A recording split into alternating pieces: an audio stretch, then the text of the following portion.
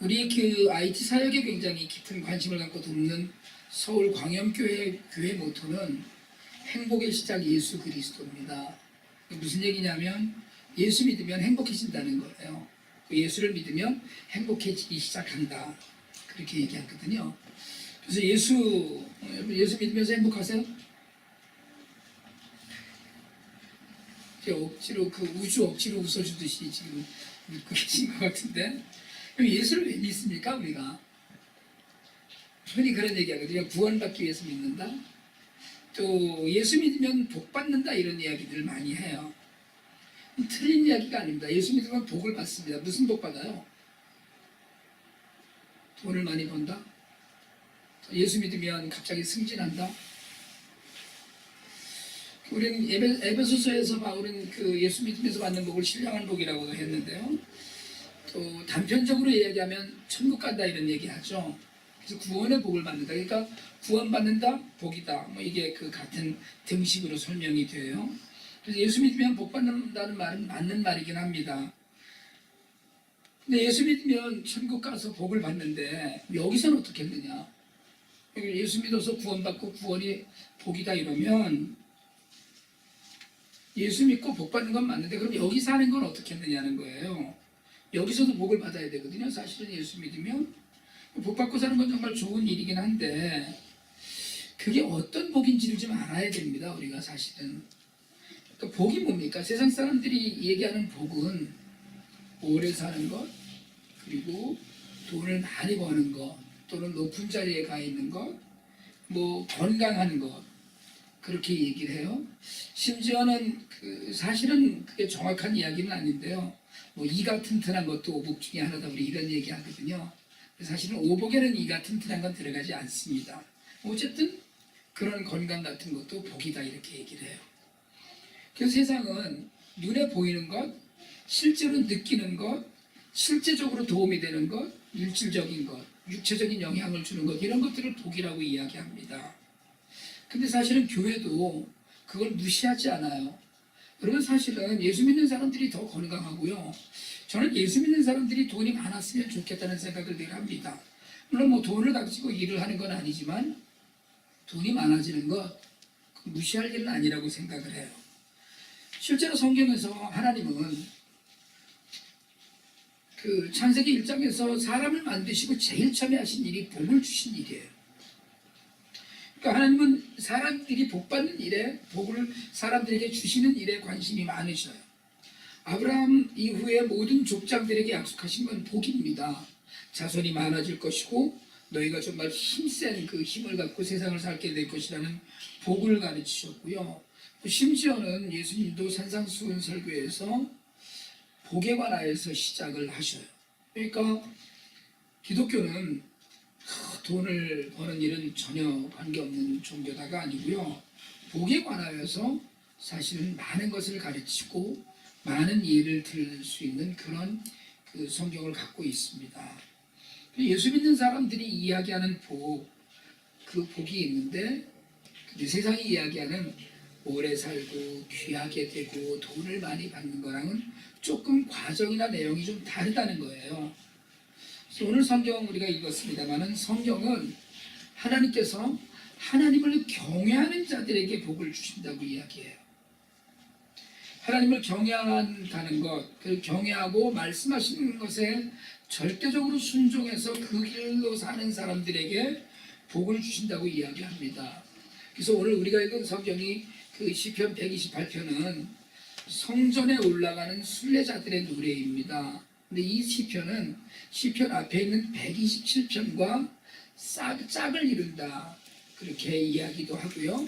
또는 연결되어 있다라고도 이야기해요. 왜냐하면 시편 127편이 히브리어로 복되도다로 끝나고 그리고 128편은 복되도다로 시작이 돼요. 그래서 복에 관한 이야기들을 하는 시편인데 그런데 시편 127편은 하나님을 사랑하는 자에게 복을 주신다고 그랬어요. 그리고 128편은 뭐라고 얘기했냐면 경외하는 자에게 복을 주신다고 이야기합니다. 우리가 하나님을 믿으면서 하는 반응 두 가지를 이야기한 거예요. 하나는 사랑이고 하나는 경외예요. 이 둘이 같이 가야 되는 것이 신앙적 반응인데, 경외가 뭡니까? 경외. 우리가 흔히 경외한다 이런 얘기 하거든요. 경외는 공경하고 두려워한다는 뜻입니다. 그러니까 두렵고, 두렵다고 해서 살이 떨리고 어두운 얘기는 아니고요. 어렵다고 하면 어떨까? 하나님을 어려워하는 거죠, 사실은. 성도는 하나님을 사랑하는 사람이거든요. 확실히 사랑하세요? 하나님을 사랑하는 사람은 하나님을 가까이 교제하고 하나님을 기뻐하는 사람입니다. 그러니까 사랑하는 사람은 어때요? 사랑하면 같이 있고 싶어지고요. 뭔가를 같이 늘 만나고 싶어지고 이야기하고 싶어지고 뭔가를 나누고 싶어지거든요. 사랑하면. 마찬가지로 하나님을 사랑하면 하나님과 가까이 교제하고 하나님께로 늘 나아가기를 원하고 하나님과 대화하는 것이 즐거워요. 하나님을 기뻐하는 거죠. 그냥 하나님 계시는 다는 것만으로도 좋고 춤추고 싶은 사람인데, 오늘 성경 1절은 여호와를 경외한다고 이야기해요. 경외하는 아까 말씀드렸듯이 두렵고 순종해야 되는 거거든요. 다시 말하면 어려운 거예요. 사랑하면 막 애교도 부리고 할 말도 다 할 것 같은데 예의도 좀 갖추고 그분의 말씀 앞에서 좀 겸손하고 순종하는 겁니다. 경외하지 않는다는 말을 다른 말로는 버릇이 없다고 설명하면 좀 쉬울 것 같아요. 하나님을 경외하지 않아 그러면 하나님 앞에서 버르장머리가 없네 이렇게 얘기를 해도 쉬운 표정일 것 같은데, 사랑을 하는데 말을 안 듣는 거죠. 이게 지금 이제 성숙하지 않은 신앙이거든요. 민혁이가 굉장히 이쁘고 엄마 아빠를 좋아한다 그러면서 별로 말을 잘 안 듣잖아요. 자기 하고 싶은 대로 다 하고 독립적인 삶을 지금 살려고 발버둥 치고 있잖아요. 하나님을 사랑하는데 경외하지 않는 삶이 지금 사실은 3살짜리 민혁이의 삶과 같은 삶이에요. 친밀한 분은 틀림없는데 자상하고 우리를 사랑해 주시고 따뜻한 분인데, 하나님에게는 사랑만 있지 않고 공의도 있습니다. 거룩함도 있어요. 그러니까 우리가 하나님 앞에 좀 예의 바를 필요가 있다는 거예요. 전에 제가 고등학생들이 이제 교회를 나오면서 가끔 이렇게 샌들 신고 그리고 이제 교회를 여름에 그러고 다니는 학생 아이들이 있었어요. 어른들이 그걸 눈뜨고 못 봐주더라고요. 저것들이 이렇게 하고 그런 분들도 있었는데, 조금 이렇게 그냥 하나님 앞에 조금 예의를 갖추고 그럴 필요 있죠. 그러니까 두려워하라, 경외한다는 이야기는 경외의 결과는 순종입니다. 그리고 조금 하나님 앞에 나아갈 때 우리의 모든 것들을 하나님 앞에서 정말 다 드러내되 늘 갖춰야 될 것들이 있다는 것이죠. 무조건 사랑 안에서 하나님의 사랑만 기억하는 것이 아니고, 사랑만 해주시지 야단치거나 요구하는 분은 아니라고 생각하는 것이 잘못됐다는 거예요. 그래서 사랑하기 때문에 하나님께서는 우리에게 옳은 길로 가기를 요구하시고, 사실은 사랑하기 때문에 어려운 혹독한 시련이나 고난도 우리에게 주십니다. 제가 늘 말씀드리지만 나무에 가위질을 하는 건 나무를 사랑하기 때문이라고 그런 거거든요. 그러니까 우리가 누군가를 사랑하면 바르게 가게 하기 위해서 길을 보여주고 따르게 하기를 요구하고, 그래서 어렵지만 그 길로 가게 해요. 그걸 우리가 다른 말로 경외라고 이야기합니다. 그래서 히브리서 12장 28절로 29절에는 이렇게 이야기합니다. 한번 같이 한번 읽을까요? 시작. 그러므로 우리가 흔들리지 않는 나라를 받았음즉 은혜를 받자. 이로 말미암아 경건함과 두려움으로 하나님을 기쁘게 섬길지니 우리 하나님은 소멸한 분이십니다. 여러분, 경외함이 없는 그런 신앙은 방종이에요. 하나님 앞에서 방종하는 거거든요. 그러니까 사랑이라는 단어 하나로 멋대로 그냥 하나님을 해석해갖고 내가 마음대로 해도 되지 이렇게 생각하는 것이 사실은 그냥 사랑만 이야기하고 경외가 없는 신앙입니다. 오늘 성경이 여호와를 경외하는 자, 그의 길을 걷는 자는 복되다고 하는 것은 경외해야만 순종해요. 사실은 사람들은 사랑하니까 그 말을 잘 들으면 얼마나 좋겠어요. 근데 사랑하는 것만으로 말을 잘 안 들을 때가 많아요. 말씀드리기 방종인데 두려운 마음을 좀 갖고 있을 때 사람들이 하나님의 길로 가려는 그런 어려움을 갖습니다. 그래서 두렵고 떨리는 마음으로 그러나 기쁘고 감사한 마음을 동시에 가지면서 하나님을 대해야 된다. 그러니까 사랑하고 좋지만 존경하고 예의를 갖추고 어려워할 줄 알 때 성숙한 신앙인이 돼요. 그래서 사실은 하나님 품에 나올 때 내 마음가짐이 하나님이 사랑스럽고 너무 좋아서 나오지만 그럼에도 불구하고 내가 갖춰야 될 하나님 말씀을 순종하려는 결단, 이런 것들이 있는 신앙이 하나님을 경외하는 신앙입니다. 사실 뭐 사람 사이에서도 마찬가지잖아요. 가깝고 좋다고 그 예의를 벗어나면 그러면 굉장히 빨리 멀어질 수가 있어요. 그래서 적절하게 예의를 지킬 때 오히려 사실은 그 가까운 사이가 오래가고 든든해집니다. 그래서 하나님을 사랑하는 사람은 하나님이 기뻐하시는 일을 하고, 하나님을 경외하는 사람은 하나님이 기뻐하지 않으시는 일을 하지 않는다. 이렇게 해서 이야기해요. 여러분, 이게 굉장히 중요한 이야기입니다.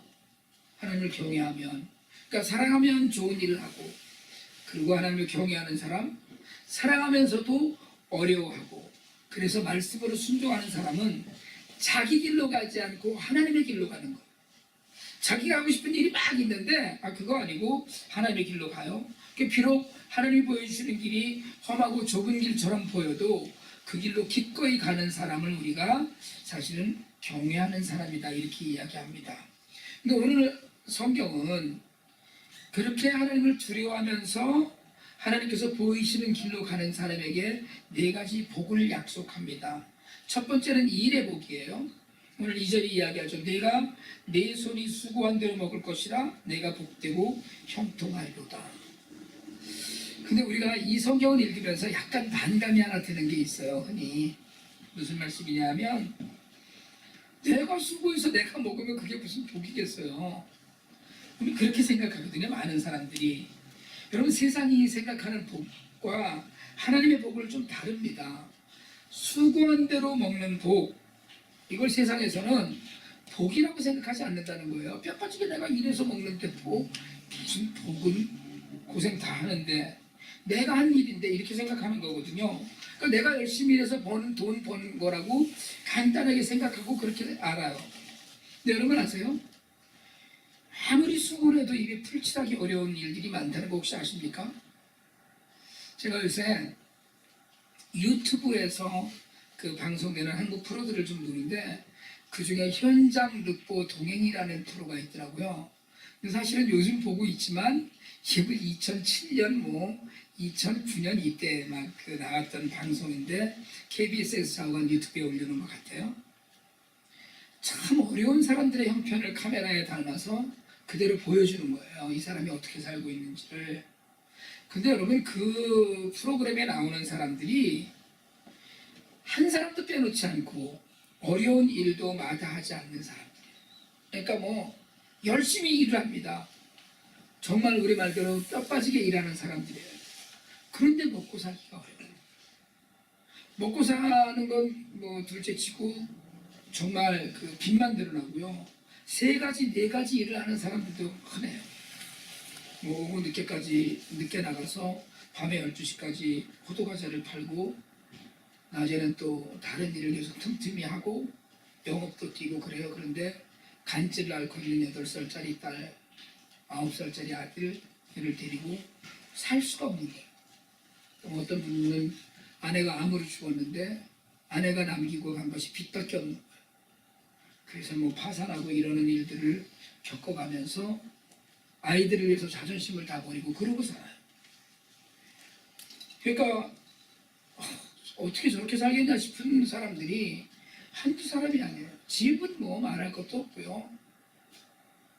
제 아내가 그 프로그램을 보면서 눈이 벌게갖고 자주 훌쩍거리거든요. 그게 제가 이 사람은 이런 프로를 보고 있어, 그러면서 봐요. 여러분, 그분들이 게으르거나 일을 못하는 분들이 아닙니다. 정말 수고해요. 그런데 살기 힘들어요.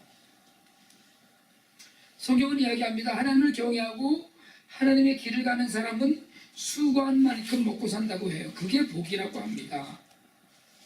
우리는 복이 아무것도 하지 않았는데 저절로 큰 돈이 돌아온다거나 이걸 복이라고 흔히 이야기하고 알고 있어요. 횡재한다고 그러잖아요. 복권에 당첨되는 일도 있어요. 사람들은 수고하지 않고도 무언가를 누릴 수 있기를 바랍니다. 그걸 복이라고 생각해요. 아무것도 안 했는데 큰 돈을 번다거나 그걸 진짜 복이라고 이야기합니다. 그걸 바라죠. 근데 여러분 아세요? 준비되어 있지 않은 사람이 복을 받으면 독이 된다는 거?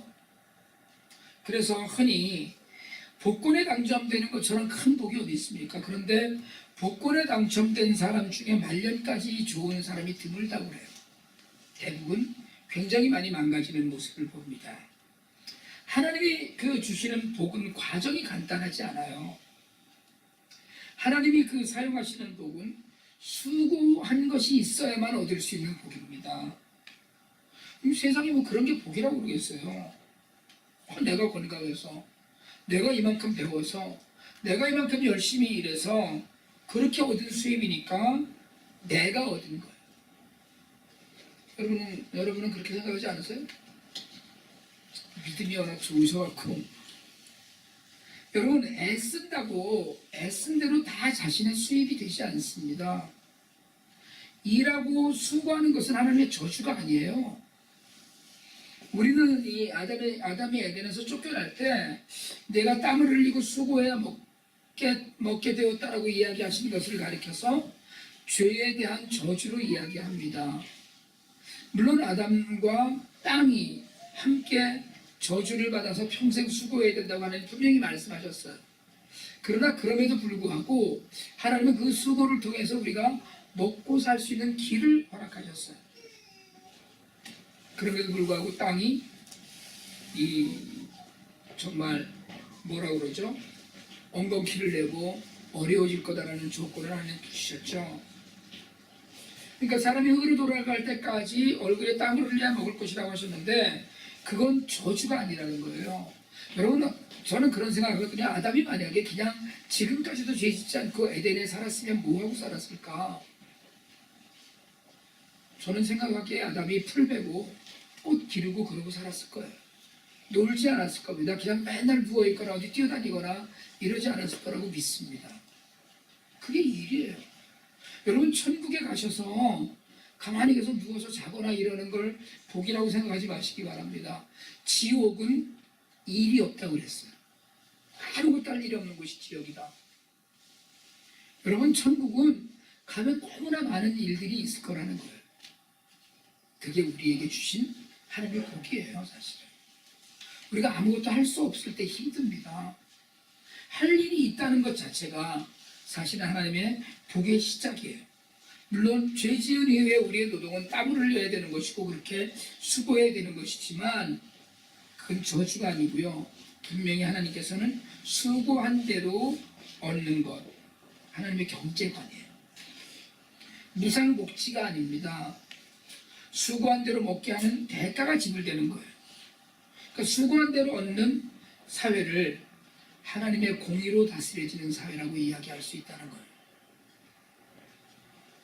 오늘 우리가 미국에 와서 살면서 제가 딱 30년 전에 온 거거든요.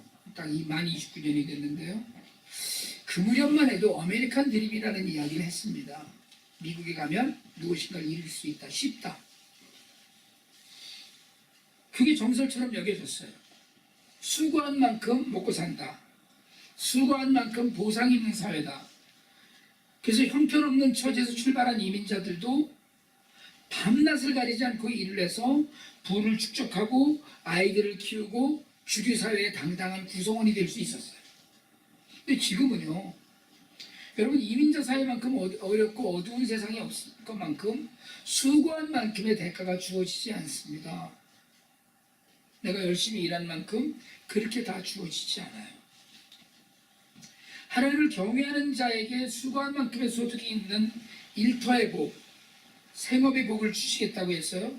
가만히 있지 않고 여러분 성실하게 일할 때 일확천금이 아니라 일한 것이 헛되지 않게 주시는 복이라는 거예요. 그게 무슨 복이냐고 할 수도 있겠지만 가장 현실적인 복이며 틀림없습니다. 여러분이 하시는 일을 통해서 정말 복을 누리시기를 축복합니다. 하나님이 주시는 복이에요. 우리가 그렇기 때문에 헌금을 드릴 때도 내게 주신 모든 것이 하나님의 것이라는 고백을 하면서 드리는 거예요.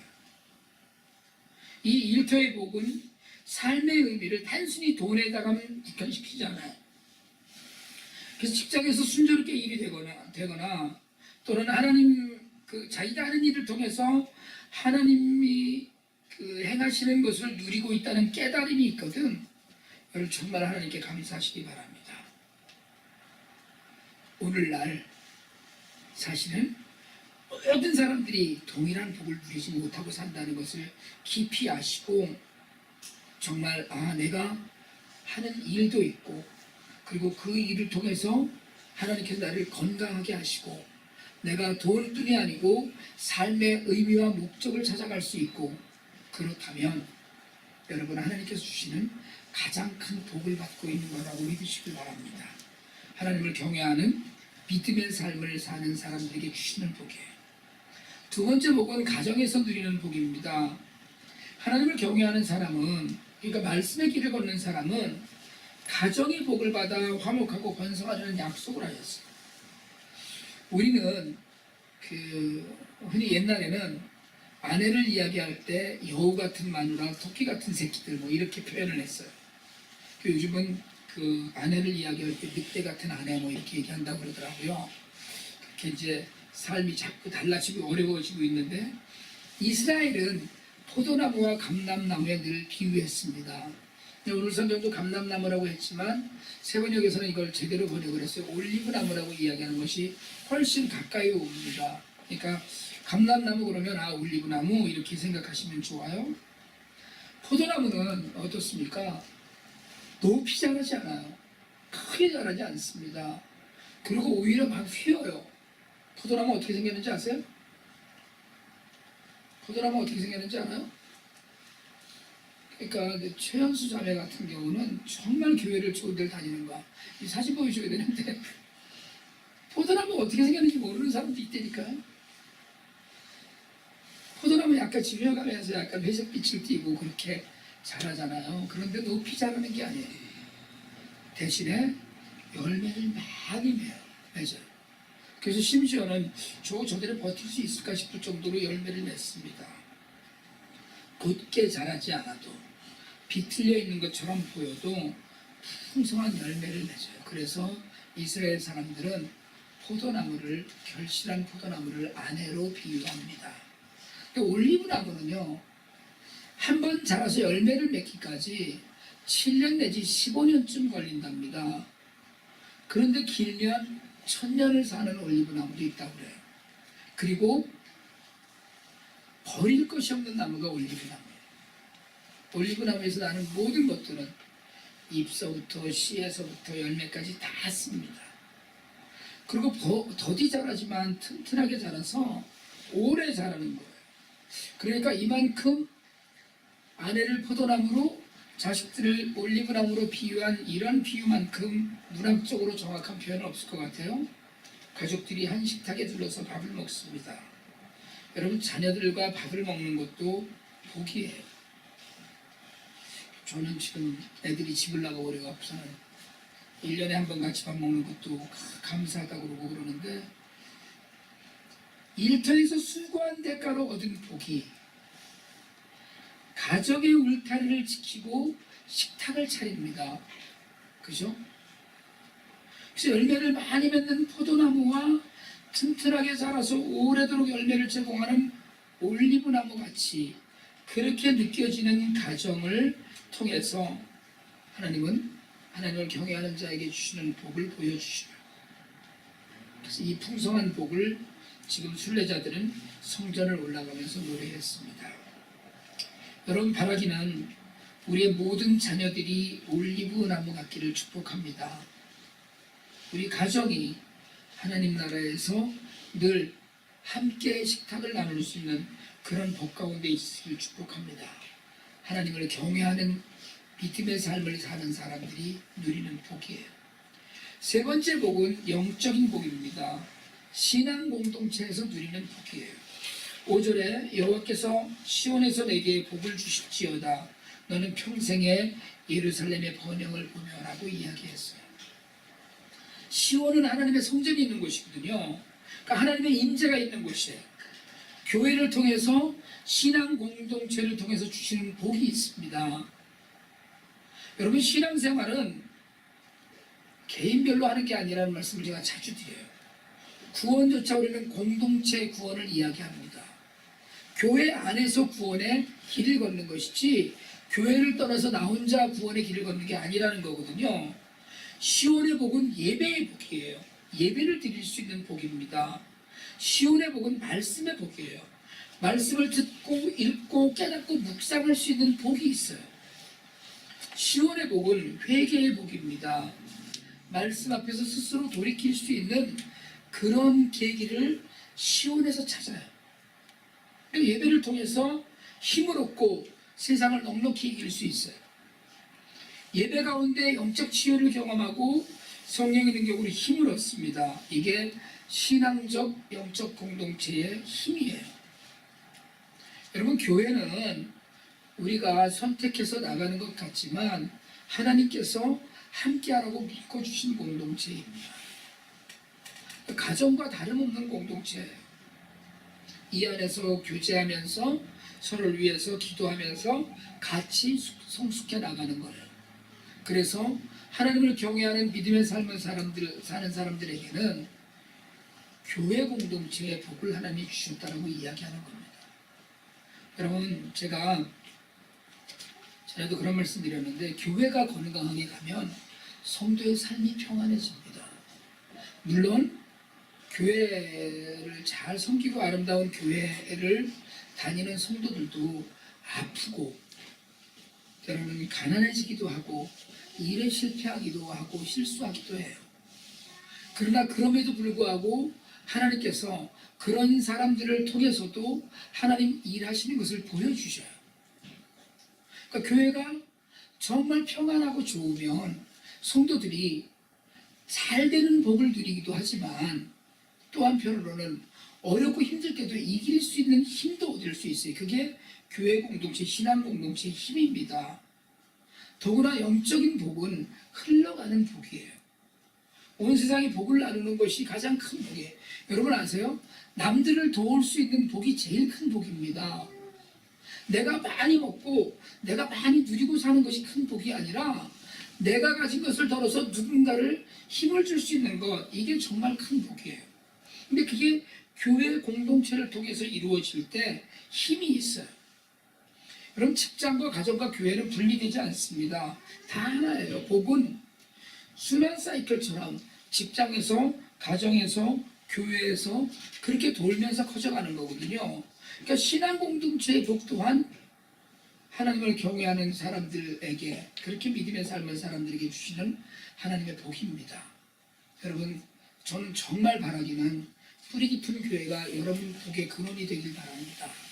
교회 예배를 통해서 여러분이 생수를 만나고 우리가 비록 작은 공동체로 가고 있지만 그럼에도 불구하고 하나님의 은혜가 이 안에서 있어서 정말 하나님이 우리 공동체를 보시면서 이 공동체 지체들을 보시면서 하나님의 풍성한 영적인 복까지도 넉넉하게 허락하시길 바랍니다. 그리고 오늘 6절은 마치 덧붙이는 복처럼 한 가지 복을 더합니다. 바로 장수의 복이에요. 여러분 오래 사시길 바랍니다. 저희 아버님이 96세 돌아가셨거든요. 생전 소원이 손주들 장가가는 걸 보시는 것이었어요.